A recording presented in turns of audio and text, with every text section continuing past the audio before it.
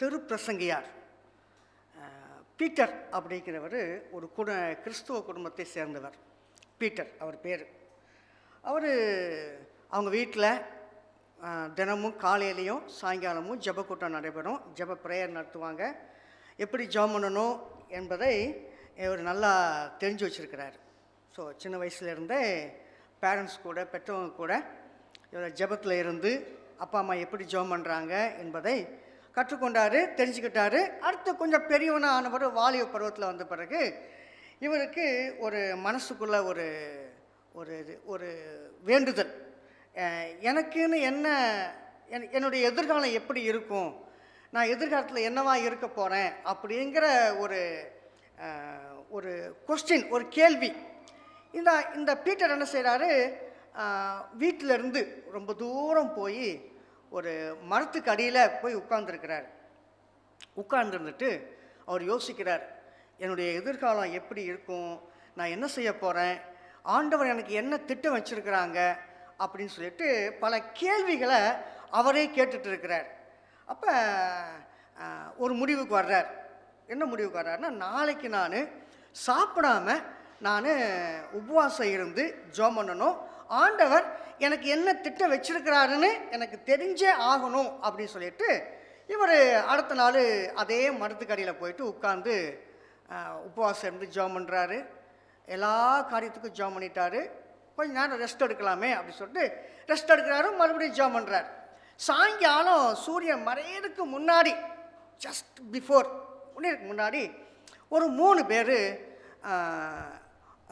அந்த அந்த ஊருக்குள்ளே போகிறாங்க, 3 பேருமே.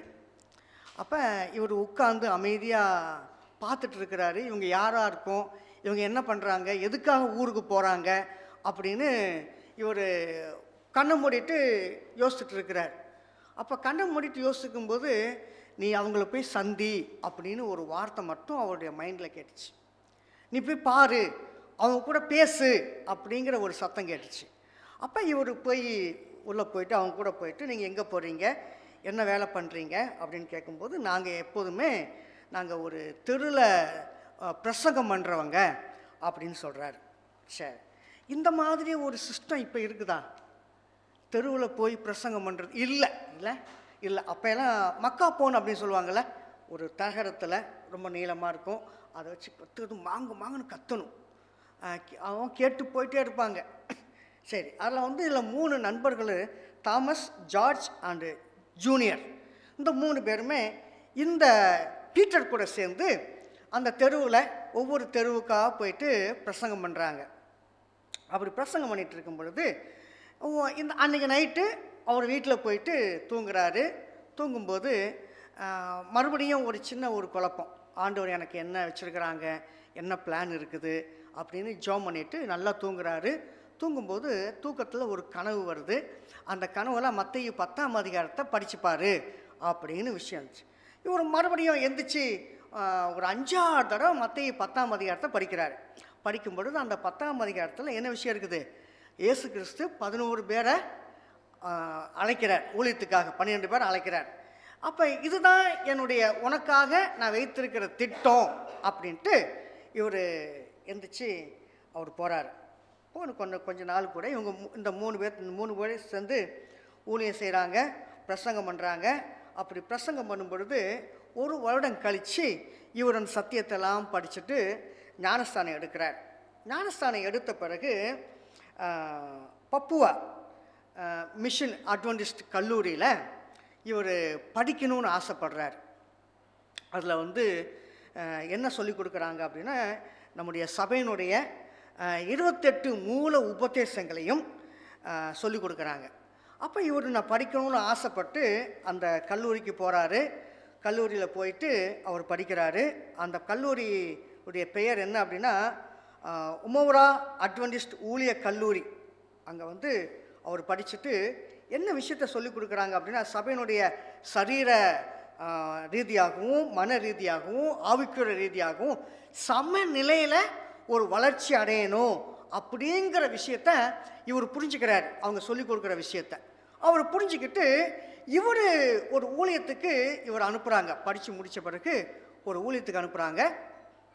அது ஒரு மிகப்பெரிய ஒரு காட்டு பகுதி, ரொம்ப ஒரு கடினமான ஒரு சூழ்நிலை. ஸோ அந்த காட்டுப்பகுதிக்கு போகாரு. பயங்கர மழை பெய்யுது. அந்த மழையிலையும் நனைஞ்சிட்டு மரத்துக்கடையிலேயே தங்கிட்டு இவர் கொண்டு போன பிஸ்கெட்ஸ் மட்டும், அதுதான் உணவு அவருக்கு. அப்போ அந்த பிஸ்கெட்டை சாப்பிட்டு அவர் அந்த கிராமத்துக்கு போகிறார். மலைப்பகுதியில் அங்கே போனீங்கன்னா ஒரு அருமையான ஒரு பெண்மணி, வாலிப பெண்ணு வெயிட் பண்ணிகிட்ருக்குறாங்க. அங்கே ஒரு சின்ன ஒரு ஒரு குடிசை மாதிரி ஒரு சர்ச். அந்த சபையில் 25 வருஷமாக பாஸ்டரே இல்லை. இப்போ இவர் அந்த இடத்துக்கு போகும்போது, வாங்க, ரொம்ப சந்தோஷமாக வெல்கம் பண்ணுறாங்க இவங்கள. வெல்கம் பீட்டர், வாங்க, உங்களுக்காக தான் நாங்கள் வெயிட் பண்ணுறோம் அப்படின்னு சொல்லிட்டு இவங்க அந்த பீட்டர் அந்த அந்த மலைப்பகுதியில் போய் அந்த ஊழியத்தை செய்யணும்னு சொல்லிட்டு உள்ளே போகிறாரு. போயிட்டு சில முக்கியமான விஷயத்தை சொல்லி கொடுக்குறாரு விசுவாச பிள்ளைகளுக்கு. என்ன காரியங்கன்னா, தோட்டக்கலை, டைப்ரைட்டிங் இல்லையா. இப்போ +2 முடித்த பிறகு 2 மாதம் லீவ் இருக்குது. உடனே பேரண்ட்ஸ் என்ன செய்வாங்க, பிள்ளைகளை டைப்ரைட்டிங் போகணும், அது முக்கியம், கண்டிப்பாக முக்கியம், டைப்ரைட்டிங் போகணும், ஏதாவது வேலைக்கு போகணும் அப்படிம்பாங்க. அப்படி தானே? யாரெல்லாம் 12th முடிச்சுட்டு வேலைக்கு போயிருக்கீங்க? 12th முடிச்சுட்டு ஒன்று யாரும் போலையா? 12th முடிச்சுட்டு வேலைக்கு போனீங்களா? சரி, நாங்களும் அப்படி தான் 12th முடிச்சுட்டு காட்டில் வேலைக்கு போவோம். எஸ்டேட் காட்டுக்கு வேலைக்கு போவோம். 1996 அந்த காட்டு நம்பர், ஒவ்வொரு இடத்துக்கும் நம்பர் இருக்கும். அந்த வேலை செய்கிற இடத்துல ஒரு சின்ன பூச்சி கடிச்சது. எனக்கு சின்ன பூச்சி தான் கடிச்சிச்சு.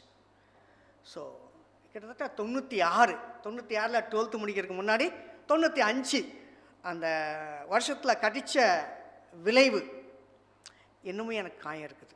இன்னுமே எனக்கு புண்ணு ஆறலை. இன்னமும் புண்ணு இருக்குது எனக்கு. சரிங்களா? அவ்வளோ விஷமான பூச்சி. அந்த மாதிரி இடத்துல தான் பீட்டர் போய் செய்கிறாரு. தோட்டக்கலை, அப்புறம் டைப்ரைட்டிங், இன்னும் எதெல்லாம் முக்கியமாக அந்த வாழ்க்கைக்கு தேவையான காரியங்கள் இருக்குதோ அதெல்லாம் சொல்லிக் கொடுக்குறாரு. சொல்லிக் கொடுத்துட்டு அவர் சொல்லிக் கொடுக்குற ஒவ்வொரு விஷயத்துலேயும் ஒரு முக்கியமான ஒரு கருத்தை ஒன்று வைப்பார். என்னென்னா, தேவனால் எல்லாம் கூடும் அப்படிங்கிற விஷயம். கடவுள் தான் நமக்கு எல்லாமே அப்படின்னு சொல்லிட்டு அவர் அந்த பகுதியில், ரொம்ப கடினமான பகுதியில் என்ன செய்கிறாரு, ஊழியம் செய்து கொண்டிருக்கிறார். இப்போ அந்த அந்த பப்புவா நியூ கிரீனியல் அப்படிங்கிற பகுதியில் ஒரு சின்ன ஒரு